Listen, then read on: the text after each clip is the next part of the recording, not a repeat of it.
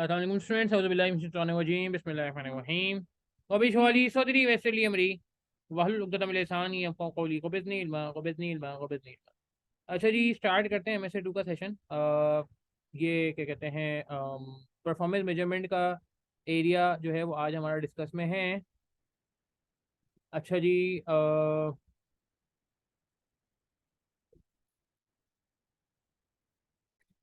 अच्छा जी, आज का एजेंडा बड़ा इंपॉर्टेंट है जी। आज हम जो है वो बात करने जा रहे हैं। पहले मैं कुछ एजेंडा लिख देता हूँ। देखें, एक तो ये कि हमारा बीएफडी परफॉर्मेंस मेजरमेंट एरिया है किस चीज़ से रिलेटेड, ठीक है ना। तो हमारा मतलब आज हम जो बात करेंगे कि हमारा और अप्रोच क्या होनी चाहिए। ठीक है, आपने सर फुरकान के साथ ऑलरेडी स्टार्ट कर लिया एरिया अल्हम्दुलिल्लाह। और आज जो है वो आपने ये वाला एरिया भी शुरू करना है कि जो बीएफडी से रिलेटेड है, परफॉर्मेंस मेजरमेंट से रिलेटेड है। ठीक है जी, तो लिखते हैं जी एजेंडा।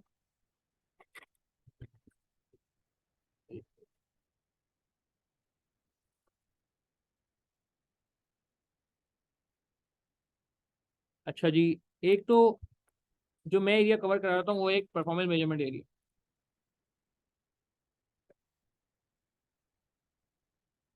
ठीक है जी, एजेंडा ये मेरे एरिया की बात हो रही है अभी। सर फुरकान का रिमेनिंग एरिया माशाल्लाह बहुत अच्छे पेज पे चल भी रहा है।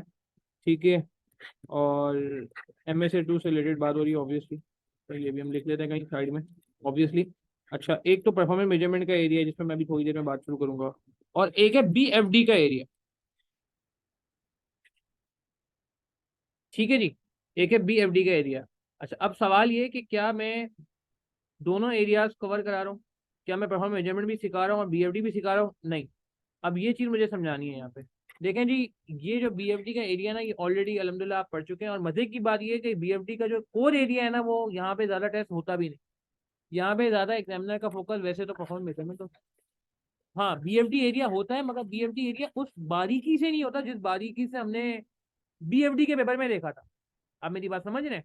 जैसे BFD के पेपर में वो कहता है कि जी आप नेट प्रेजेंट वैल्यू निकालें, तो बहुत बारीक बारीक इन्फॉर्मेशन देता है, डेप्रिसिएशन की एडजस्टमेंट कराता है, गेन लॉस की एडजस्टमेंट कराता है, और पता नहीं क्या क्या कराता है। तो वो सारी बातें यहाँ पे नहीं होंगी। तो BFD का एरिया जो है वो मैं समझता हूँ कि एक ना से एक अच्छी बात भी है कि चूंकि आप BFD का एरिया आपका पास है। ठीक है, और BFD के एरिया के बारे में ये भी है कि आपका कॉन्फिडेंस भी हाई है। तो वो अगर पेपर में आप भी जाते हैं तो मैं कहूँगा आप खुद से कर लोगे। अच्छा, BFD का एरिया जो MSA 2 में रेलिवेंट है, पहले मैं वो एरिया दिखा देता हूँ। कौन सा लगता है आपको, आपने क्या सुना है कि कौन सा एरिया ज्यादा आता है MSA 2? तो बता सकता है आपका क्या फीडबैक, क्योंकि मेरे जो सेशन होते हैं उसमें पार्टिसिपेशन बहुत ज्यादा मीनिंगफुल होती है, मतलब मेरे लिए। नहीं पता, चलिए मैं बता दूंगा जिसको पता है। कोई वैल्यूएशन बता रहे हैं अब्दुल अनान, फॉरेक्स बता रहे हैं, बिल्कुल ठीक है, और बताएं। ठीक है, ये एरिया इंपॉर्टेंट है, सही कह रहे हैं अब्दुल अनान। बाकी लोगों ने क्या सुना है, कौन सा एरिया इंपॉर्टेंट है?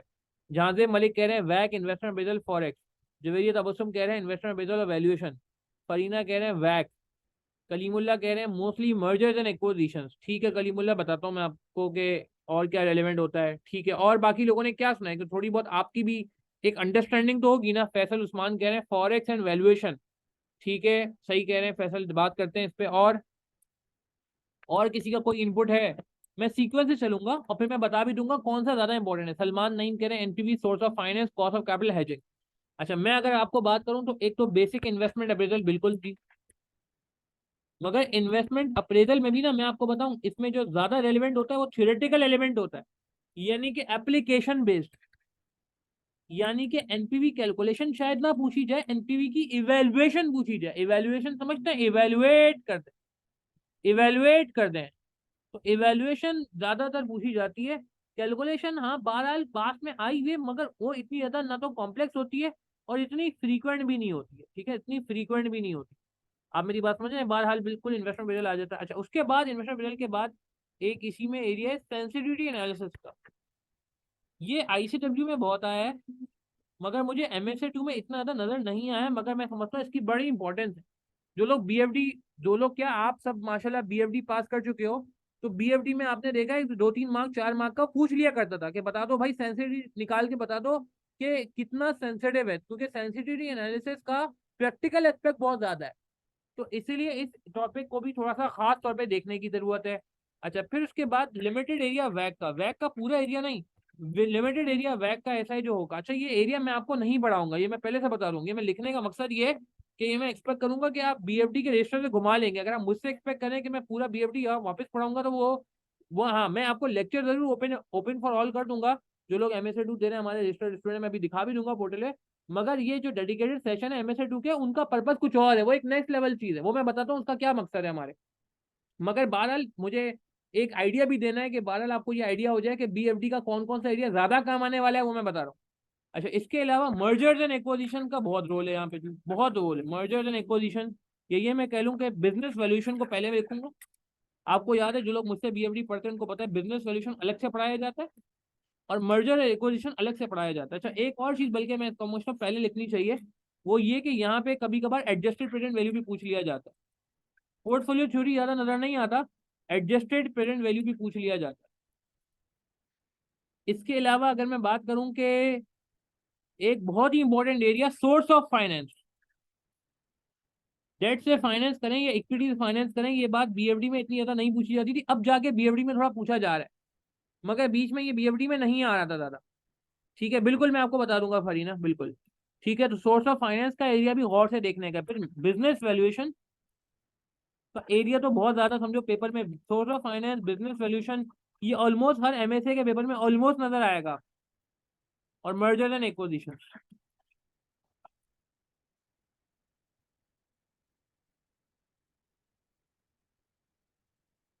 मर्जर एंड एक्विजिशन, आप मेरी बात समझ।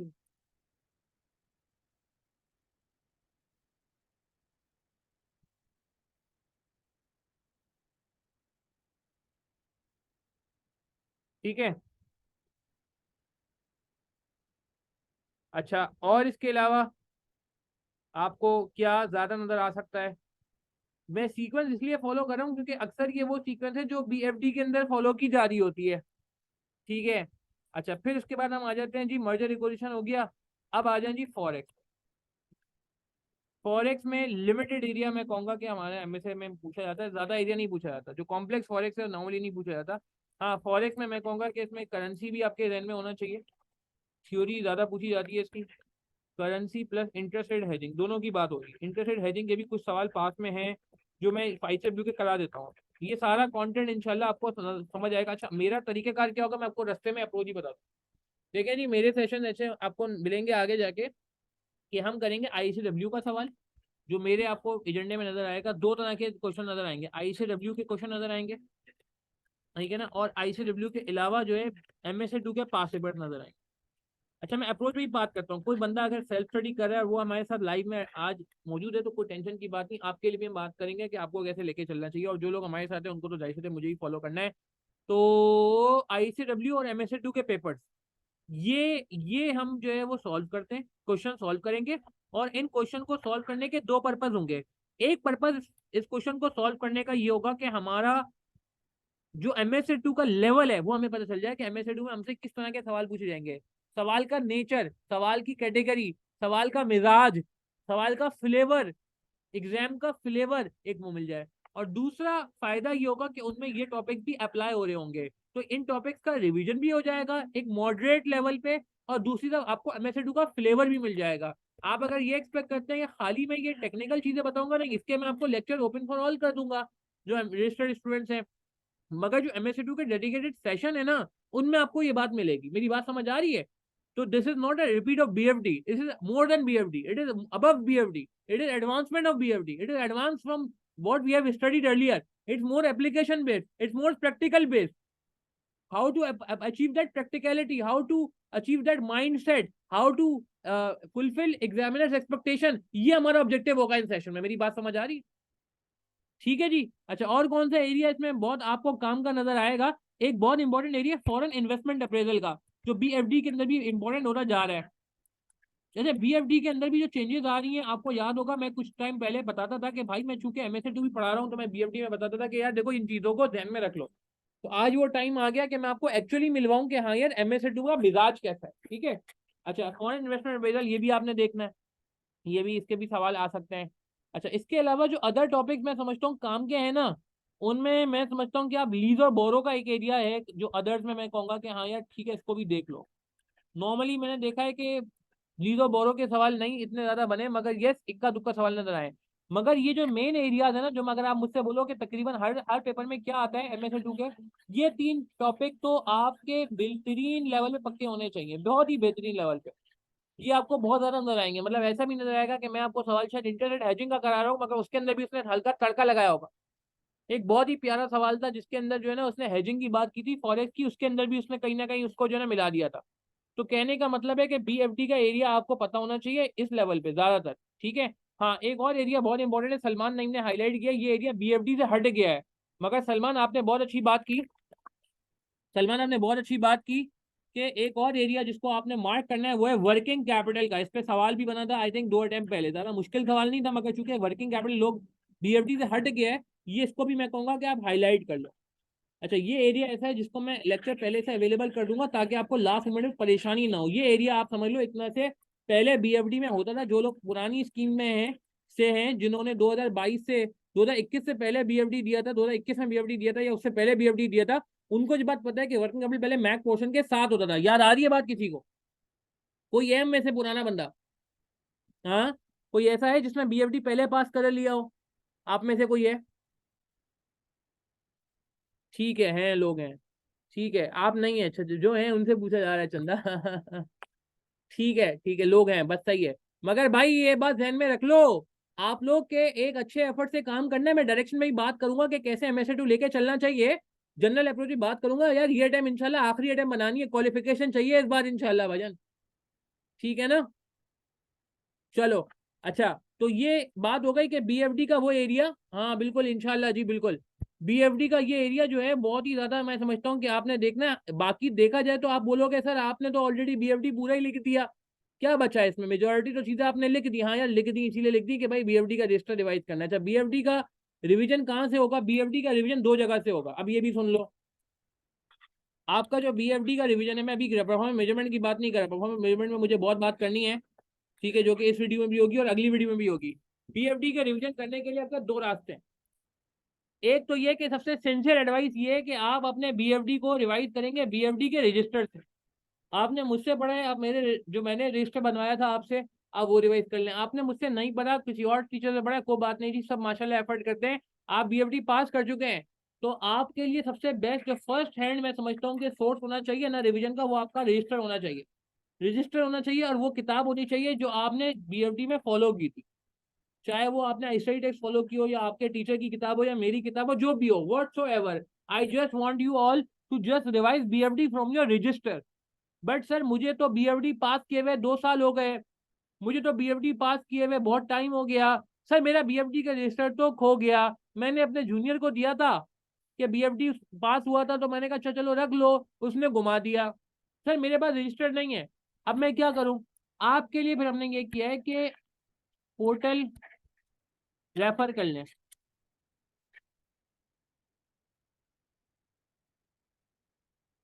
और लिमिटेड लेक्चर ऑफ BFD, मैंने सारे BFD के लेक्चर नहीं डाले, मैंने BFD के लेक्चर लिमिटेड डाले।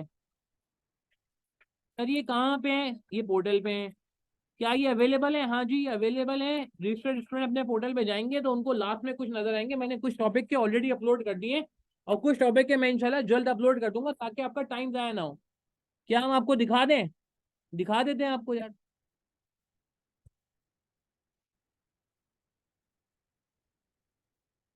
दिखा देते हैं, पोर्टल खोलते हैं जरा।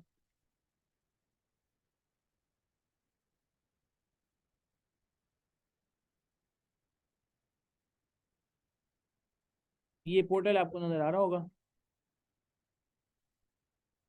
ठीक है जी, पोर्टल नजर आ रहा है? नहीं नजर आ रहा, एक मिनट, अब नजर आएगा। ठीक है जी, पोर्टल आ गया नजर आपको। पोर्टल पे गए, पोर्टल पे देखें MSA 2। मैं आपको ये नया बैच का भी दिखाया था, नए बैच में मैंने कितने लेक्चर डाल दिए। नए बैच में ये डले, ऑप्शनल इन्वेस्टमेंट अप्रेजल ये डला हुआ है, इसमें लिमिटेड लेक्चर डले हुए हैं, इन्वेस्टमेंट के सेंसिटिव वगैरह भी डला हुआ है और वैक वगैरह के डले हुए हैं। बट और भी टॉपिक्स के लेक्चर हैं हमारे पास अवेलेबल, वो मैं आपको दिखा देता हूँ। फुल कोर्स, फुल कोर्स में जाएंगे हम, ये देखें जी सारे ये मौजूद है, इन्वेस्टमेंट अप्रेजल मौजूद है,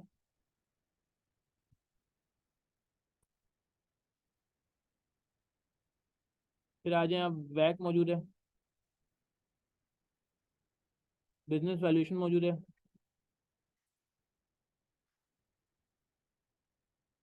ठीक है जी। फिर फॉरेक्स पे आ जाएं, कासा वर्कशॉप है, खैर तो बाद वाला है। वैष्णव वर्किंग कैपिटल के भी आ गए। ठीक है जी, वर्किंग कैपिटल के भी आ गए। अच्छा, अब आप देख रहे हैं ये सारा एरिया जो है वो हमने किया। मैं बाकी जो इस बैच के स्टूडेंट हैं उनको भी मैं ये जो है ना रिमेनिंग अवेलेबल कर दूंगा, ताकि आपको परेशानी ना हो। तो खैर, coming back to the point, हम इस पर वापस आते हैं। तो आपने बीएफडी का एरिया देखें, सेल्फ करना होगा। फायदा नहीं है ना यार, वैसे ही इतने जो है ना हम आपके लिए एफर्ट करें, तो वो एफर्ट करें ना जो आपके लिए वर्थ वाइल हो। बीएफडी आपका पास है, मगर बीएफडी रिवाइज करना भी जरूरी है। ये भी नहीं कह सकता कि बीएफडी को छोड़ दो, और मैं ये भी नहीं कह सकता कि मैं खाली बीएफडी कराऊंगा, तो वो मुनासिब बात नहीं है। वो सीफैप में आपने किया हुआ है। पहली प्रायोरिटी आपका रजिस्टर है, दूसरी नंबर पे अगर नहीं समझ आता तो आप पोर्टल के लिख लो, और उस पर ऑप्शनल ऑलरेडी लिखा हुआ है। अच्छा, अब आ जाते हैं परफॉर्मेंस मेजरमेंट के एरिया पे। अच्छा, मुझे एक बात बताएं, आप में से कितने लोग ऐसे हैं जिन्होंने ओल्ड स्कीम में बीएमएस पास किया था? सिर्फ यस कर दें, ओल्ड स्कीम बीएमएस पास किया था, एसपीएम नहीं। ये मैं बात कर रहा हूँ पहले उन लोगों से जो ओल्ड स्कीम के बीएमएस। कौन कौन है जी? हैं जी, सैयद अहमद, सैयद डब्ल्यू अहमद, क्या नाम है जी? सैयद वही, ठीक है, सैयद हैं, ठीक है जी। सलमान नईम, अब्दुल हनान, कलीमुल्ला हैं, जहाजिर मलिक हैं, वसीम अहमद, सॉरी। वसीम स्पेलिंग पूरी क्यों नहीं आ रही? अच्छा ओके, डब्ल्यू आपने वो रखा है। सैयद वसीम अहमद, ठीक है। अब आप लोगों से गुजारिश ये है कि यार आप लोगों को मैं एक चीज बताता हूँ। अच्छा, जिन्होंने न्यू स्कीम एसपीएम पास किया था, बाकी लोग वो होंगे, फिर मैं एज्यूम कर रहा हूँ, जो कि मेजोरिटी है मेरे ख्याल से, माशाल्लाह काफी सारे लोग आज लाइव क्लास में आए हुए हैं, तो आप में से मेजोरिटी ऐसी होगी जो शायद एसपीएम पास करी हुई है, ऐसा ही है? अच्छा, एसपीएम वाले हजरात ने तो देखा है कि एक नई ग्रेड बन गई है परफॉर्मेंस मेजरमेंट की, और अब एक सवाल आता ही आता है। जो नई ग्रेड बनी है नई स्कीम में, उस नई स्कीम के अंदर आपने देखा है परफॉर्मेंस मेजरमेंट का एक सवाल लाजमी मौजूद होता है, ऐसा ही है? ठीक है, कोई मसला नहीं है। सना आबिद, नो इशूज। क्या था भाई? हाँ, तो मैं क्या कह रहा था, न्यू स्कीम की बात करता। न्यू स्कीम एसपीएम में क्या है कि सेपरेट ग्रेड है। ठीक है, सेपरेट ग्रेड है, सही है। तो उसमें आपने परफॉर्मेंस मेजरमेंट को देख लिया होगा, मगर मैं मुखातिब हूँ उन लोगों से जो पुरानी स्कीम के थे। यार आप लोगों ने परफॉर्मेंस मैनेजमेंट पढ़ा जरूर होगा, मगर सरसरी पढ़ा होगा। तो समझो, ये मेरे जो सेशन है ना वो दोनों के लिए टेलर्ड है। मगर मैं स्टार्ट ऐसे करूंगा कि आपको परफॉर्मेंस मैनेजमेंट आता ही नहीं है, यानी कि जिनका एसपीएम निकला हुआ भी है 6 महीने पहले या साल भर पहले या 1.5 साल पहले, जब भी क्या कहते हैं आपने एसपीएम निकाला है, आपको भी बेसिक से पढ़ाया जाएगा, और आपको तो पढ़ाया जाएगा बेसिक से। तो परफॉर्मेंस मेजरमेंट होती क्या है? 2+2 4। परफॉर्मेंस मेजरमेंट का फायदा क्या है? परफॉर्मेंस मेजरमेंट से हमें अचीव क्या होता है? वो सारी बातें आप होंगी। अच्छा, कुछ लोगों को यहाँ पे लकीली फायदा हो जाएगा जिन्होंने मुझसे एसपीएम पढ़ा था पहले, पिछली अटेम्प में एसपीएम की क्लास हमसे ली थी। तो उसमें एसपीएम में परफॉर्मेंस मैनेजमेंट का एरिया इसीलिए मैं कराता हूँ। तो कुछ एरिया ऐसा है, कुछ बातें ऐसी थी जो मैंने एमएसए2 की ऑलरेडी एसपीएम में बता दी आपको, जो मुझे उम्मीद है थोड़ा सा हेल्पफुल हुई होंगी जब आपने मुझसे एसपीएम की क्लासेस ली होंगी। तो वहाँ आपको थोड़ा एडवांटेज हो जाएगा। But again I am saying no issues at all, आपको ये सोच के पढ़ाया जाएगा कि आपने बीएमएस में परफॉर्मेंस मैनेजमेंट में इतना टाइम लगाया ही नहीं था। ठीक है। अच्छा, मैं ये बातें इसलिए कर रहा हूँ क्योंकि यार देखो, जो मैं एरिया स्टार्ट करने जा रहा हूँ ना, इस एरिया की भी इंपॉर्टेंस है। अगर मैं तुमसे बात करूँ यार, एक बिल्कुल फ्रेंकली स्पीकिंग बात करूँ, तो आपको ये बात पता होनी चाहिए कि यार ये जो एरिया है ना हमारा, कौन सा, जो जो ये वाला एरिया एमएसए2 का एरिया है, अगर मैं आपको बताऊं तो ईमानदारी की बात यह है कि यार ये एरिया भी बहुत ज्यादा वर्थ वाइल रखता है। ये टीचिंग आर्ट्स को छोड़ो, टीचिंग आर्ट्स को छोड़ो, मगर ये आप देख रहे हो 35 से 40 मार्क्स की वेटेज रखता है। ठीक है, इसमें कैलकुलेशन शायद जो है 10 से 15 मार्क की आएगी, कैलकुलेशन शायद 10 से 15 मार्क की होगी, मगर और बाकी थ्योरी होगी। मगर बात यह है कि यार मेरे ऊपर तो लाजिम है ना कि मैं ये एरिया आपको कवर कराऊं। 35 से 40 मजाक नहीं है यार, 1/3 से ज्यादा एरिया बनता है। तो थ्योरी बाकी आप समझ लो कितने मार्क की हो गई, अगर 10 से 15 मार्क की कैलकुलेशन है, तो आप समझ लो 25 से 25 मार्क की ऑलमोस्ट थ्योरी समझ लो आप जहन में। 25 मार्क की थ्योरी समझ लो आप, तो मेजर चंक थ्योरी का है। तो कहने का मतलब है कि यार इसको छोड़ नहीं सकते। देखो मेरा नाम भी लिखा हुआ है, इंट्रो लेक्चर में मैंने आप लोगों को बताया था, टीचिंग आर्ट्स को छोड़ो, टीचिंग आर्ट्स ज्यादा ही लग रहे होंगे भाई। तो 35 से 40 मार्क की बेटे आप छोड़ नहीं सकते, माना बिल्कुल। सर फुरकान जो आप एफर्ट करा रहे हैं वो प्रीमियम एरिया है। सर फुरकान टैक्स का एरिया भी कराएंगे, वो भी इंपॉर्टेंट है। कोड ऑफ एथिक भी सर फुरकान करेंगे, वो भी इंपॉर्टेंट है। मगर इस एरिया को भी छोड़ना नहीं है यार। आप मेरी बात समझ रहे हो? ठीक है। अच्छा, एक बात ध्यान में रहे यार, एमएसए2 का ना एक मिजाज है। ठीक है, मैं एक बड़ी इंपॉर्टेंट बात करने जा रहा हूँ, जो गौर से सुननी है आपने। कि अच्छा, ये बात समझ आ गई आपको? बीएफडी रिवीजन जो है मैंने आपको बता दिया। जी जी। सर फुरकान, सर फुरकान माशाल्लाह हमारे साथ मौजूद है जी। जबरदस्त सर। जी। कलीमुल सना आबिद कुछ कह रहे हैं? आपका कोई सवाल? अच्छा, एक मिनट यार।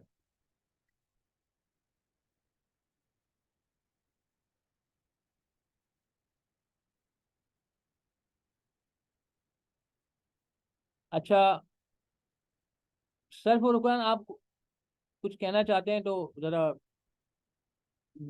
पार्टिसिपेट करें सर, मैंने माइक आपका ऑन करने की कोशिश की है।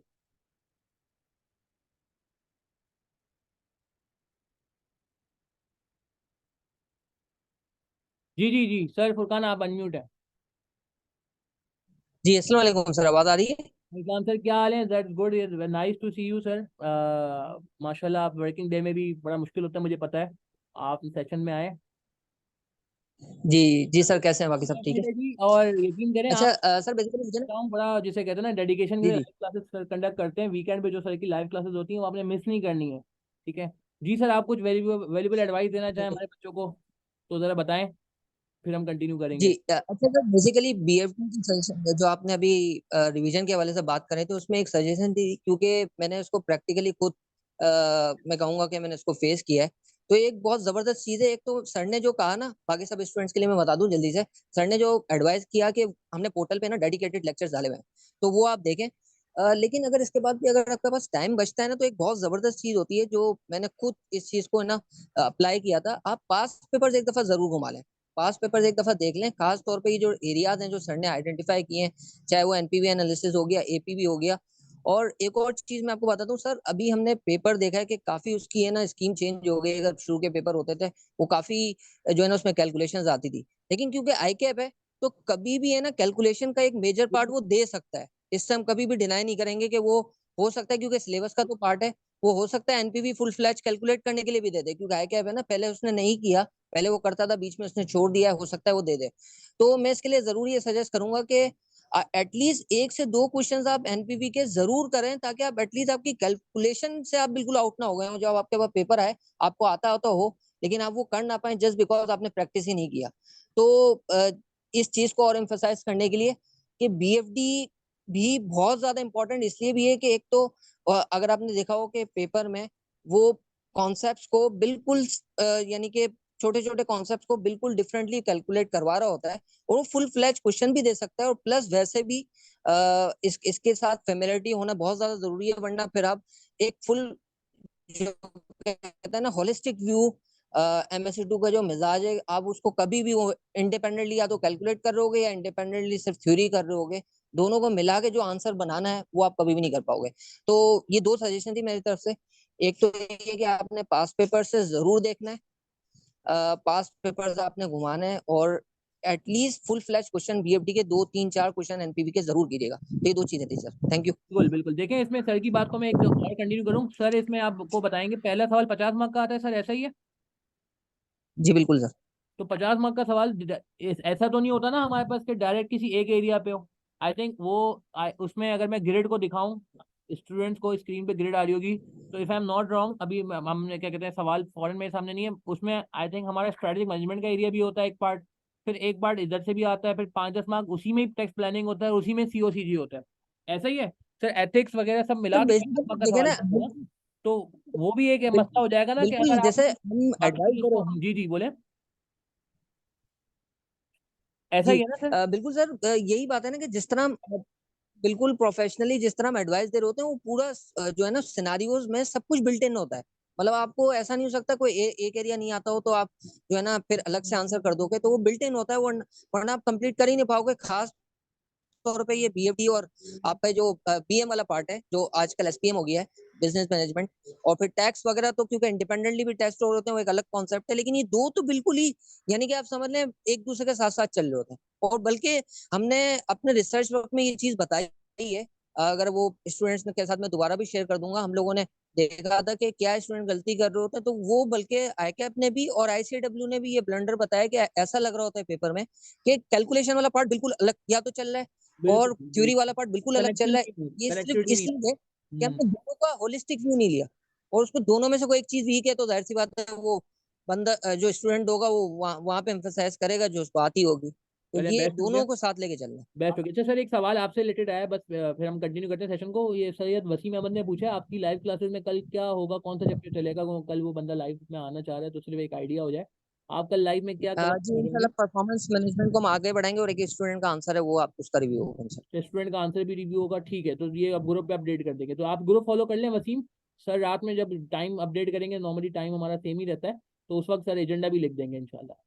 ठीक है। अच्छा सर, सॉरी टाइम मैंने आपका, आप कंटिन्यू करें, नहीं थैंक यू नहीं, सो बहुत मच। बहुत शुक्रिया, थैंक यू सर। अच्छा हुआ आपके आने से, ये होता है कि थोड़ा सा वजन बढ़ जाता है। That's very good. And I think मैं यही कहूँगा कि यार जितना इस पे रिसर्च और हमारी किताब को देख के आपको आइडिया होगा कि कितना सर फुरकान का हैंडल है इस पेपर में, तो उसको भी आप लोग जो है ना फुल यूटिलाइज करें। Thank you sir, thank you very much sir, thank you. अच्छा जी। थैंक तो यू सर। लेकिन ये सारी थैंक बातें यू सर। हमने यहाँ पे कर ली, अब मैं आ जाता हूँ परफॉर्मेंस मेजरमेंट के एरिया पे। तो परफॉर्मेंस मेजरमेंट के एरिया पे ये बात हो रही थी हमारी कि देखें इसमें ना, अगर आपने नहीं भी पढ़ा हुआ एसपीएम के अंदर तो कोई परेशानी की बात नहीं, आपको बिल्कुल बेसिक से पढ़ाया जाएगा, और आज का हैंड आउट भी मैं ऑलरेडी जो है ना आपसे इसीलिए शेयर कर चुका हूँ। अच्छा, एक बस इसमें ब्रीफ में एक बात कर दूँ अप्रोच से रिलेटेड, ठीक है, और फिर हम जो है ना क्या कहते हैं स्पेसिफिकली चीज़ों को आगे लेके जाएंगे। देखें एक बात बस आपने जहन में ये रखनी है कि जो अप्रोच है वो क्या होनी चाहिए, और इसी अप्रोच पे हम भी फॉलो करें, और यही अप्रोच आपने भी फॉलो करनी है।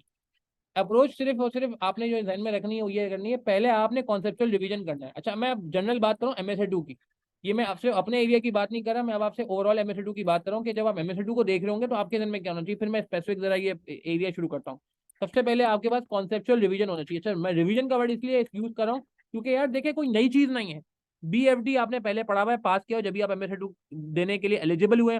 एसपीएम आपने पहले से पढ़ा हुआ है, यानी कि जब भी आप ये देने के लिए एलिजिबल हुए हैं। अगर कोई मसला है थोड़ा बहुत, किसी ने पीएमएस पढ़ा हुआ है, तो वो मैं परफॉर्मेंस मेजरमेंट पढ़ा दूंगा, वो टेंशन की बात नहीं है। तो कॉन्सेप्चुअल रिवीजन, रिवीजन का मतलब ये नहीं है कि आपने ऊपर पर से देखा, सर फुरकान ने कहा कि डिटेल्ड। अच्छा, मैंने इसीलिए ये बात की कि रजिस्टर देख लिया। रजिस्टर का देखने का मतलब ये नहीं था कि सेलेक्टेड रजिस्टर देखेंगे, रजिस्टर देखने का मतलब था आप कंप्लीट रजिस्टर देखेंगे। जैसे बीएफडी के पेपर से पहले नहीं आप देखते थे रजिस्टर पूरा, आपको कहा जाता था यार पूरा रजिस्टर घुमाओ, कैलकुलेटर साथ रखो, बुक साथ रखो, इसीलिए मैंने बुक का वर्ड भी यूज किया, और जैसे सर फुरकान ने कहा कुछ लिख के भी सॉल्व कर लो। तो एक कंप्लीट रिवीजन कर लें ताकि कोई भी एरिया आप पूछ ले वो एमएसए2 में, क्योंकि वो तो कुछ भी पूछ सकता है, तो आपको परेशानी ना हो, कैलकुलेशन पूछे या थ्योरी पूछे। तो पहला आपका काम ये होगा, डिटेल रिवीजन करेंगे, चाहे वो बीएफडी का एरिया हो, चाहे वो सर फुरकान का जो एरिया है स्ट्रेटेजिक मैनेजमेंट का वो एरिया हो, पहले आप ये काम कर लें। ठीक है, ये उन लोगों की बात हो रही है, किसी ने अगर एमएसए2 शुरू भी नहीं किया, कोई कहता है सर मैं तो आज फर्स्ट टाइम आपकी क्लास में आया हूं और मैंने एमएसए2 स्टार्ट भी नहीं किया, तो मैं क्या करूं? तो भाई आपके लिए पहला काम ये है। दूसरा काम फिर आपको क्या करना चाहिए, क्वालिटी क्वेश्चन करने चाहिए आईसीडब्ल्यू के। क्यों मैं कह रहा हूँ आईसीडब्ल्यू के क्वेश्चन करने का, क्योंकि यार बीएफडी के क्वेश्चन आप बार बार नहीं कर सकते, वो आपने शुरू में रिवीजन कर लिया, दैट्स ऑल। अब आपको उस फ्लेवर से यूज टू होना है, जो एमएसए2 का फ्लेवर है उससे यूज टू होना है। तो आप ये करेंगे क्वालिटी आईसीडब्ल्यू के प्रैक्टिस क्वेश्चन करेंगे। अच्छा, क्वालिटी इसलिए वर्ड यूज कर रहा हूँ क्योंकि हर क्वेश्चन जाहिर सी बात है आप नहीं कर सकते, आपका इतना टाइम भी नहीं है, आपके पास और भी पेपर हो सकते हैं और कमिटमेंट भी है, तो आपको कुछ क्वालिटी क्वेश्चन करने हैं। अगर आप हमसे क्लासेस ले रहे हो तो वो हमने ऑलरेडी आइडेंटिफाई कर दिया आपके लिए टेंशन की बात ही नहीं है। वो ऑलरेडी आपकी किताब में मौजूद है, वो ऑलरेडी आपको सेशन में मिल जाएंगे, वो ऑलरेडी मेरे लेक्चर्स में या सर फुरकान के लेक्चर में मिल जाएंगे। बट अगर आप खुद करो तो कोई भी मसला नहीं है, आप खुद आइडेंटिफाई कर लो, मगर ये आपने काम करना है। तीसरे नंबर पे फिर हम क्या करेंगे, क्वालिटी एमएसए2 के पास paper, ICAP pass paper for MSA two, जो पास में एमएसए2 के सवाल हो, क्योंकि हमारा आई के अल्टीमेट ऑब्जेक्टिव तो एमएसए2 है ना। आई कैप पास पेपर्स फॉर एमएसए2, यानी कि ऐसा नहीं है कि हम आईसीडब्ल्यू की तैयारी कर रहे हैं, हम कर तो आईसीडब्ल्यू की तैयारी नहीं रहे, हम तो आई कैप की तैयारी कर रहे हैं। तो हमें उसके बाद आईसीडब्ल्यू के बाद आई कैप पे भी जाना है, quality ICAP pass papers of MSA two, ये आपने जरूर करने हैं। खाली आईसीडब्ल्यू कर लें आई कैप ना करें मुनासिब नहीं है, खाली आई कैप कर लें आईसीडब्ल्यू ना करें वो भी मुनासिब नहीं है, क्योंकि आई कैप खुद जो है ना कहता है कि भाई मैं आईसीडब्ल्यू फॉलो कर रहा हूँ, तो आप क्यों नहीं फॉलो करो? कभी कभार सवाल भी कुछ मिलते जुलते आपको देखने को मिलेंगे। एंड एक और लास्ट काम आपने जो करना है, जो पिछले डे में लोगों ने किया था, बड़ा फायदा हुआ था, कि प्रैक्टिस एंड एग्जाम सॉफ्टवेयर, ये आपने बहुत इंपॉर्टेंट काम करना है। जरूरी नहीं है आप डे वन से सॉफ्टवेयर पे काम करें, मगर जो लास्ट का मंथ होता है, लास्ट का 1.5 मंथ होता है, वो आपने जरूर अटेंड करना है एग्जाम सॉफ्टवेयर पे। अच्छा, एग्जाम सॉफ्टवेयर से रिलेटेड मैं आपको एक चीज, बड़ी अच्छी चीज बता दूं, अल्हम्दुलिल्लाह अल्लाह का शुक्र है कि हमारे सेशन में आपको ये सॉफ्टवेयर की भी चीज नजर आएगी। आप देखें यहाँ पे एक अलग से फील्ड नजर आ रही है, मैं अलग से शेयर करता हूँ, मेरे ख्याल से स्क्रीन शेयर हुई है। अप्रोच टॉपिकल होनी चाहिए या एयरली होनी चाहिए? टॉपिकल होनी चाहिए फरीना, मेरे ख्याल से। आप आई से एमएसए2 के पास में जो, तो एयरली पे चले जाओ, स्क्रीन नजर आ रही है। ये देखें, ये देखें, ये पूरा जो है ना क्या कहते हैं, एक तो एग्जाम सॉफ्टवेयर पे अलग काम हुआ है हमारा, ये ओपन फॉर ऑल भी है, जहाँ मैंने कराया मेरा नाम आ रहा है, जहाँ सर फुरकान ने कहा है वहाँ सर फुरकान का नाम आ रहा है, आप देख रहे हैं। तो ये आपके सामने ये सरफुरकान का एरिया है, ये मैंने कराया हुआ है, फिर वापस मैंने कराया हुआ है, फिर सरफुरकान ने कराया हुआ है, फिर मैंने कराया हुआ है। तो ये सारा एरिया जो है ना, मतलब आपको ये एग्जाम सॉफ्टवेयर के डेडिकेट। फिर यही नहीं, एक और चीज भी नजर आएगी कि जो चेक किए हुए आंसर्स, ये अब जो सरफुरकान ने अभी से शुरू कर दिया है, ठीक है, ये कमेंट्स, ये स्टूडेंट क्या गलती कर रहा है। तो कहने का मतलब है कि ये एग्जाम पे भी काम करना है आपने। तो इस अप्रोच को चाहे तो डॉक्यूमेंट कर लें, लिख लें, ये अप्रोच है एमएसए 2 की। आपको ज्यादा से ज्यादा यूज टू होना है। और एक काम बड़ा इंपॉर्टेंट है, मिस्टेक लॉग, जो मैंने बिल्कुल पहले सेशन में कहा था, अगर एमएसए 2 का इंटरेस्ट किसने लिया हो,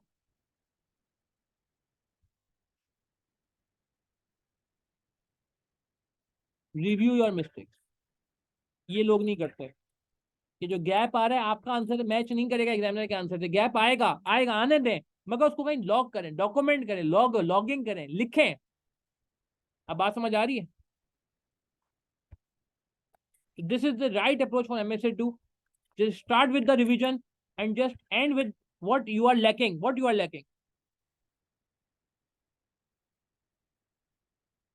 इसमें से ना जवाब ये है कि पूरा आईसीडब्ल्यू का आंसर आपका मैच नहीं करेगा, मगर जो मेन मेन पॉइंट्स है वो मैच करने चाहिए। मुझे पता है आईसीडब्ल्यू आंसर बहुत लंबे लिखता है, इतने लंबे आंसर लिखता है कि एक ही सवाल का आंसर हो पेपर में, मगर पॉइंट्स की बात हो रही है, आपके पॉइंट्स और उसके पॉइंट्स अलाइन होने चाहिए, अलाइन होने चाहिए, पॉइंट्स। आप मेरी बात समझ रहे हैं? आपके पॉइंट्स और उसके पॉइंट्स अलाइन होने चाहिए। अगर आपको लगता है आपने 10 पॉइंट लिखे हैं और उसने 15 लिखे हैं, तो आप वो 5 पॉइंट भी ऐड करिए, आप वो 5 पॉइंट भी ऐड करिए। आप बात समझ रहे हैं? ये बहुत जरूरी है।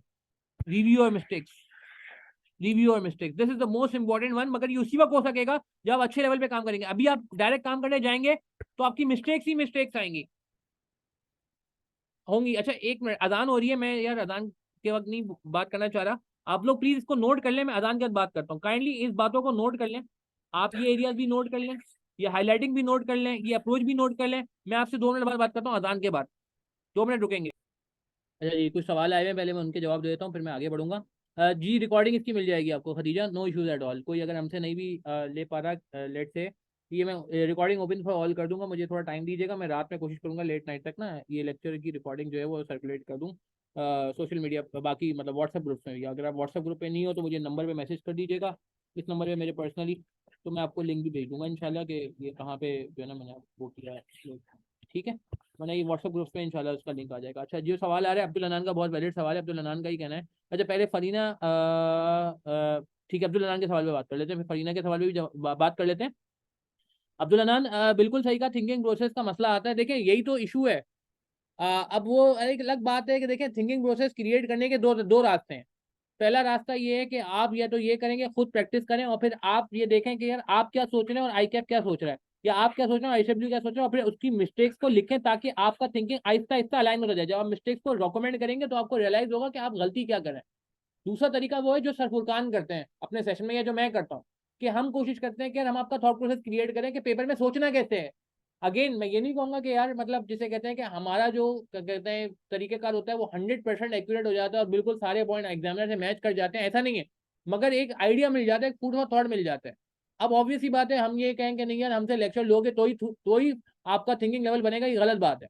बहुत बच्चे सेल्फ स्टडी भी पास होते हैं, तो ये कहना तो बिल्कुल गलत क्लेम होगा। हाँ ये जरूर है कि थोड़ी आसानी हो जाती है, but having said that I am again saying Abdul Anan को मसला नहीं है, बंदा खुद भी क्रिएट कर सकता है। बट अगर आप हमसे एसोसिएटेड हो तो फिर मुझे उम्मीद है इंशाल्लाह जैसे जैसे आप आगे देखोगे कि मेरे सेशन भी आपको आगे अपलोड होते नजर आएंगे, सर फुरकान के भी नजर आएंगे जो लाइव सेशन हो रहे हैं, तो उसमें इस पर बड़ी बात हो रही है। और सबसे इंपॉर्टेंट बात जो अभी सर फुरकान ने शुरू कर दी है, वो पहले हम बहुत आखिर में करते थे, जो मैंने आपको पोर्टल पे दिखाया, अब उन्होंने हर तकरीबन वीक में शुरू कर दिया कि स्टूडेंट के आंसर को लेके कि वो गलत क्या कर रहा है, वो गलत क्या सोच रहा है, वो गलत क्या अप्लाई कर रहा है, उसको मार्क किया जा रहा है, मार्क किया जा रहा है। तो अगेन उससे भी मैं समझता हूँ कि आपका जो जो जो जो जो फूड ऑफ थॉट है ना, उससे दूसरे लोगों को भी फायदा हो जाता है। कि जाहिर सी बात है, जो हमने देखा है जो मिस्टेक एक बच्चा कर होता है वो अक्सर हमने देखा है कि 80-90% वही मिस्टेक दूसरे बच्चे भी कर होते हैं। तो दूसरों को भी मैसेज मिल जाता है कि हाँ यार ठीक है, ये इस बच्चे ने मिस्टेक की, हम भी इसका ख्याल रखेंगे। तो वो आई थिंक जो है ना, ये चैलेंज है एमएसए 1 का, मगर इसको एड्रेस करना कोई मसला नहीं है। अलहमदिल्ला लोग क्वालिफाई भी हो रहे हैं, पास भी हो रहे हैं, और ये आप भी जब इस पर तवज्जो दोगे तो कर लोगे। अच्छा फरीना, आपकी बात वैलिड है कि इनका ये कहना है फरीना का कि जी पहले हम टॉपिकल रिवीजन कर लेते हैं और फिर टॉपिकल प्रैक्टिस कर लेते हैं और फिर लास्ट मंथ में एएलडी कर लेते हैं। वेरी नाइस, बिल्कुल सही है। अच्छा ईयरली जब आप करेंगे ना एंड में, तो फरीना बस मैं ऐड करूँ, जैसे मैं बीएफडी में भी बात करता था, आप शायद बीएफडी में भी हमारे साथ एसोसिएटेड है, तो ईयरली पेपर जब आप करेंगे तो आप टाइमर लगा के करेंगे, ठीक है। एमएसएडू में भी टाइम का चैलेंज आता रहा है पास में, ठीक है। तो आप जो है वो करेंगे, टाइमर लगा के करेंगे। अच्छा एक बात अब्दुल अनन, आपके सवाल को मैं एक और चीज कर दूं, आईसीडब्ल्यू से आपका जब आंसर अलाइन ना हो तो परेशान नहीं होइएगा। आईसीडब्ल्यू का जैसे जब आपका आंसर अलाइन ना हो तो परेशान नहीं होइएगा, लेंथ का मसला नहीं है, वो बहुत डिटेल लिखता है, कहानियां लिखता है, आप कहानियां ना लिखें। मगर मैं बस ये चाहता हूँ कि जो पॉइंट उसने हाईलाइट किए आपके आंसर में वो पॉइंट होने चाहिए। अगर आपके आंसर में वो पॉइंट नहीं है तो टेंशन की बात नहीं है, कोई मसला नहीं है, कोई इशू नहीं है, कोई पेपर नहीं हुआ अभी। तो आप उन मिस्टेक्स को कहीं लिखेंगे, राइट करेंगे और फिर उसको रिव्यू करेंगे, तो आहिस्ता आहिस्ता चीजें आसान होती जाएंगी, ठीक है। जो काम हम कर रहे हैं, हम भी क्या कर रहे हैं देखिए ना, हम आपकी मिस्टेक्स को आइडेंटिफाई करें ना लाइव सेशन में, जो आगे आगे बात, पहले तो हम खुद सॉल्व करा रहे हैं, कुछ जगहों में हम आपकी हाईलाइट भी करें, तो हम भी यही काम कर रहे हैं कि यार आप किसी तरीके से पेपर में मिस्टेक्स पे काबू कर लो। देखो जो आपको आता है ना वो आपको आता है, जो आपसे गलत हो रहा है ना उसको सही करने की जरूरत है। अच्छा coming back to the point, ये हमारी बात हो गई, ठीक है। और ये आप मेरा नंबर भी नोट कर लीजिएगा, मैं वैसे पर्सनल भी क्वेरीज को जो है वो रिस्पॉन्ड कर रहा होता हूँ, कोई और क्वेरी होगी तो मैं रिस्पॉन्ड कर दूँगा। अच्छा अब मैं चाह रहा हूँ थोड़ा सा ना परफॉर्मेंस मेजरमेंट के एरिया में बात कर लें, और फिर उसके बाद जो है ना क्या कहते हैं, अच्छा एंड करेंगे। अच्छा परफॉर्मेंस मैनेजमेंट के एरिया पे मैं थोड़ी सी बात करूंगा, ज़्यादा बात नहीं करूंगा। मुझे एक चीज़ और दिखानी थी यार, देखें ये डेडिकेटेड लेक्चर ना ऑलरेडी मौजूद है, ये आप देख रहे हैं। तो आप मैं ये इसको ये करूंगा कि ये देखें 3 पार्ट में आपको मेरे एरिया नज़र आएगा। अगर आपके सामने स्क्रीन आ गई हो तो आपको नज़र आएगा कि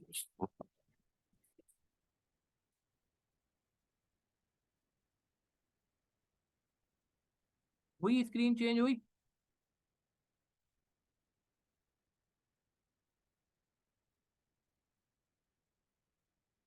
कंफर्म करें चैट के थ्रू, पोर्टल की स्क्रीन आ रही है आपके पास सामने?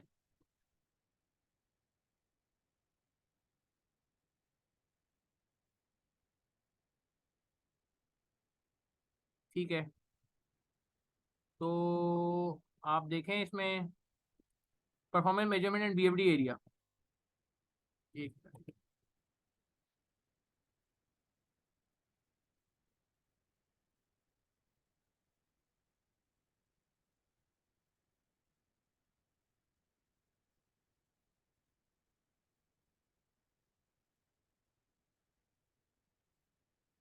जी।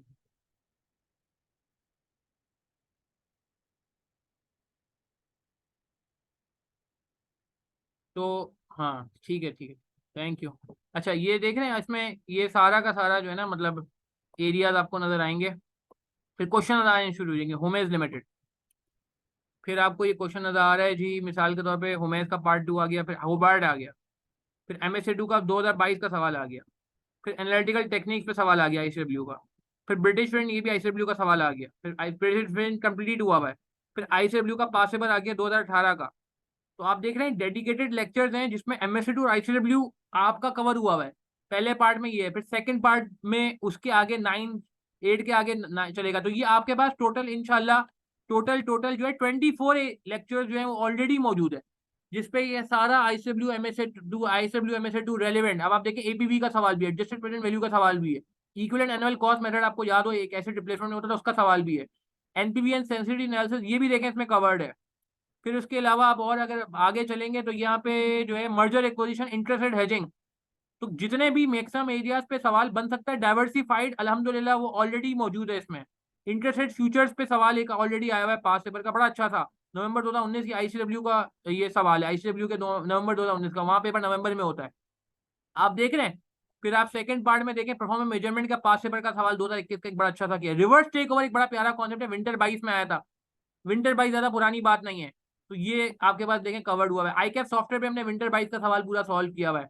ऑप्टिका साइंटिफिक लुमिनियम working capital cycle, working capital किसी ने सवाल किया था, बात की थी, सोर्स ऑफ फाइनेंस से बात की थी, ये देखेंगे आया हुआ, NPV outsourcing forex source of finance सब मिला के सवाल है। तो जितने भी क्वालिटी क्वेश्चन हमें लगता था ना कि यार हमने मैक्सिमम आपके पास कर लिए, NCI non controlling interest sale हो रहा है जी, इस पे सवाल है, परफॉर्मेंस मेजरमेंट इससे रिलेटेड क्या होगी। परफॉर्मेंस मेजरमेंट का एक और सवाल आ गया, coefficient of variation of multilateral netting, किसी को याद आ रहा हो फॉरेक्स में मल्टीलेटरल नेटिंग एक टॉपिक हुआ करता था, याद करें। तो कहने का मतलब है जितना भी डाइवर्सिफाइड एरिया था ना जो मैंने आपको बताया अल्हम्दुलिल्लाह हमारे बीएफडी में कवर्ड होता है, वो ऑलरेडी अल्लाह का शुक्र है कि लेक्चर में मौजूद है। तो आपने सिंपली ये करना है कि यार इनको तरीके से लेना है, इसमें जो तरीका अप्रोच, अगेन सोल्यूशन नहीं, सोल्यूशन तो देखो आपको मिल जाता है, approach how to cope did, how to apply your skills, how to, जिसे कहते हैं ना कि इम्प्रूव योर लिंकिंग, वो सारी बातें आपने यहाँ पे करनी है। मेरी बात समझ आ रही है?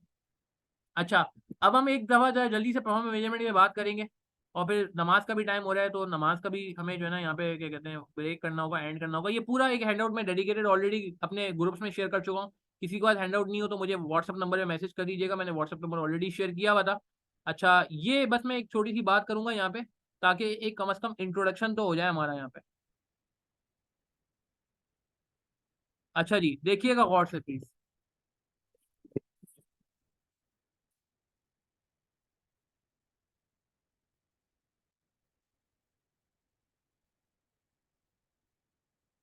नहीं, ट्रेजरी डिपार्टमेंट पे सवाल आया था, ये बिल्कुल आई थिंक इसको देख लेंगे हम, देख लेंगे, देख लेंगे, बिल्कुल देख लेंगे कि क्या सीन है। अच्छा, परफॉर्मेंस मेजरमेंट से रिलेटेड मैं बात करता चलूँ। परफॉर्मेंस मेजरमेंट को दोस्तों में डिवाइड करेंगे, और से देखिएगा प्लीज, कोई मुश्किल बात नहीं है, आसान सी बात है। परफॉर्मेंस मेजरमेंट की परफॉर्मेंस एसेस करना है किसी भी डिपार्टमेंट की, किसी भी कंपनी की। तो एक हमारे पास होती है फाइनेंशियल परफॉर्मेंस। हाँ बताएं, फाइनेंशियल परफॉर्मेंस में क्या आएगा? फाइनेंशियल परफॉर्मेंस मीन जिसमें नंबर्स इन्वॉल्व होते हैं। और एक होती है नॉन फाइनेंशियल परफॉर्मेंस। पहले जरा फाइनेंशियल परफॉर्मेंस बता दें, फाइनेंशियल परफॉर्मेंस में क्या क्या आता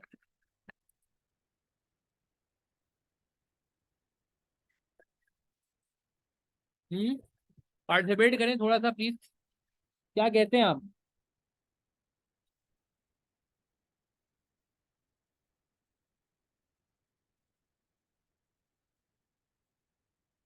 जी, ठीक है। और ठीक है, तो एक तरफ हमने लिखा फाइनेंशियल परफॉर्मेंस,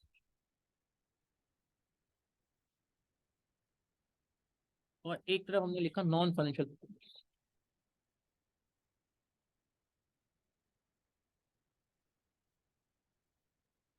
अच्छा जी, फाइनेंशियल परफॉर्मेंस में हमारे पास जो है ना, तो तीन तरह की चीजें हैं। एक आपको याद होगा, प्रॉफिटेबिलिटी रेशियोज। बिल्कुल आपके कमेंट में भी ये बातें आ रही हैं।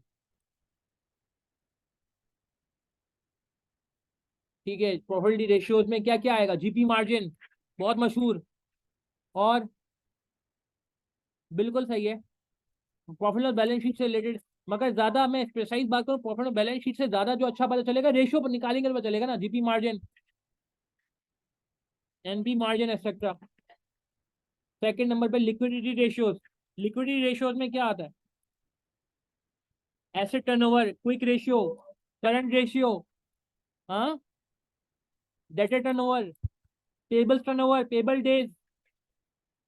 फिर आ जाए financial risk, financial ratio, sorry, financial ratios में क्या आ जाता है? जो इन्वेस्टर रेशियो होते हैं, गेयरिंग वगैरह, इंटरेस्ट कवर, डिविडेंड कवर। याद आ रही है ये बातें भाई? कभी जिंदगी में पढ़ी है हमने? ठीक है ना? आप बात समझ रहे हैं? बिल्कुल रेशियो से कम, सलमान नहीं, बिल्कुल सही कहा, evaluation through ratios by comparing with company own data, industry और कंपेटिटर। अच्छा, परफॉर्मेंस मेजरमेंट हमेशा किसी से होगी। परफॉर्मेंस मेजरमेंट के लिए हमें किसी से कंपेयर करना होगा। Compare performance with what? Compare performance करेंगे किससे? या तो कंपेटिटर से कर लो, या लास्ट ईयर से कर लो, या इंडस्ट्री से कर लो। और कुछ ना मिले, कुछ ना मिले, हाँ, मार्केट लीडर से भी कर सकते हो। ठीक है, और लास्ट ईयर अपने आप से कर लो, अपने आप से कर लो कि खुद कहाँ खड़े थे। अच्छा, एक काम करते हैं यार, यहाँ पे रुकते हैं, नमाज का भी टाइम हो रहा है। आई थिंक यहाँ पे रुक जाते हैं। ठीक है, बस मैं एंड में यही बात करता चलूंगा कि यार देखो, ये आपके लिए डेडिकेटेड एफर्ट ऑलरेडी हुआ हुआ है। ठीक है ना? तो प्लीज़ यार, ये आहिस्ता आहिस्ता हम फेजेस में जो है ना इसको अपलोड करते रहेंगे। पहले फेज में ये वाला पार्ट अपलोड होगा, फिर ये वाला पार्ट अपलोड होगा, फिर साइड में ये वाला पार्ट अपलोड होगा। आपने फॉलो करना है। और सॉफ्टवेयर की प्रैक्टिस के लिए भी देखें, साथ साथ रास्ते में बातें आ रही हैं, उसको भी आपने देखना है। सर फुरकान के सेशन भी आपने साथ साथ लेने हैं। ठीक है, और इस एरिया को जैसे सर फुरकान ने कहा, छोड़ना नहीं है, वरना खामा खाए में 50 मार्क का सवाल आएगा। अनफॉर्चुनेटली खुदा ना खासा, खुदा ना खासा इस एरिया को वीक रखा तो स्पॉइल ना हो जाए यार, प्लीज यार। ठीक है, मॉक्स वगैरह में भी हमने देखा है कि इसमें लोग थोड़ा सा जिसे कहते हैं ना कि कभी कभार इतना ज्यादा इंटरेस्ट नहीं ले रहे होते। ठीक है, चलें यहीं तक रखेंगे। सही है, आई थिंक नमाज ही पढ़ लें आप लोग, और आई थिंक इसको यहीं पे एंड करते हैं। अपना ख्याल रखिएगा, प्लीज़ दुआ में याद रखिएगा। इंशाल्लाह आपसे टच में रहेंगे। बाकी मेरा नंबर आपके पास मौजूद है, नहीं है तो नोट कर लीजिए। कोई भी क्वेरी होती है, कोई परेशानी होती है, कोई मसला होता है, कोई डिस्कशन करना है, कोई अप्रोच डिस्कस करनी है, डिस्कस कर लें। बाकी मैंने आपसे कहा कि यार हमारा ऑब्जेक्टिव यही है कि हमारा थोड़ा हिस्सा पड़ जाए आपके क्वालिफिकेशन में, ठीक है ना। तो आप हमें याद रखें दुआओं में, बस हमारा ये जैसा कहते हैं ना मेन ऑब्जेक्टिव है। ठीक है जी, चलें यार, इंशाल्लाह फिर आपसे टच में रहते हैं। इसको यहीं तक रखेंगे। अस्सलाम वालेकुम रहमतुल्लाहि व बरकातहू। रिकॉर्डिंग में शेयर कर दूंगा इंशाल्लाह ग्रुप में, ठीक है। Thank you.